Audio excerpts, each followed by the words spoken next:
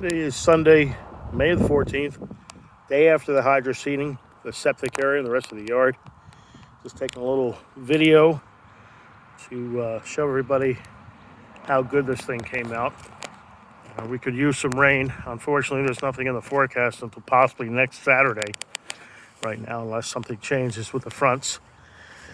We're on a well over here, and this is a pretty shallow well on this property, so I am not going to attempt to water it. It really doesn't matter at this stage. I've had jobs where we don't water them for months, and they still germinate, especially with the hydroseed. Fertilizer, lime in it, Bix. Cool temperatures at night are really good for good germination. So this came out really well. There's a couple areas that may have to be reseeded down the road, probably in the fall.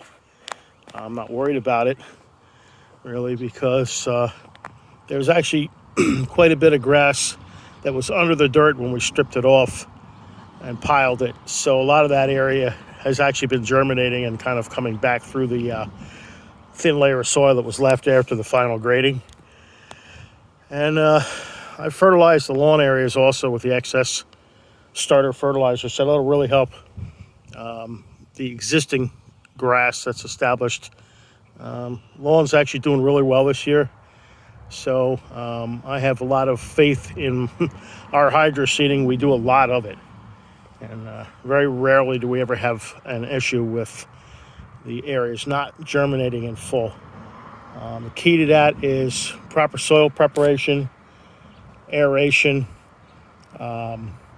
fertilizer in the tank, and a really good blend of seed depending upon the soil that we're working on or the terrain. We used a triple rye blend yesterday mixed with a sun and shade, so there was 50 pounds of each blend in a tank of 750 gallons of water and 8 bales of hydromulch fiber.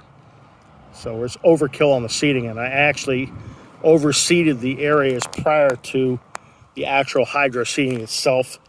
So that is really going to help quite a bit. I've done this in the past, especially where I have swales that have a tendency to run off and wash out. We overseed the swales first, hydroseed heavily on top of it, and that really holds the seed in place. So that's about it. Just we're going to put this little video up later on tonight. We're going to come back when the grass starts to germinate, do another video, short, and then once the grass is established enough where it can be cut, we'll do a video on that. Thanks a lot. Just like and subscribe if you would. Give me some comments. Thanks a lot.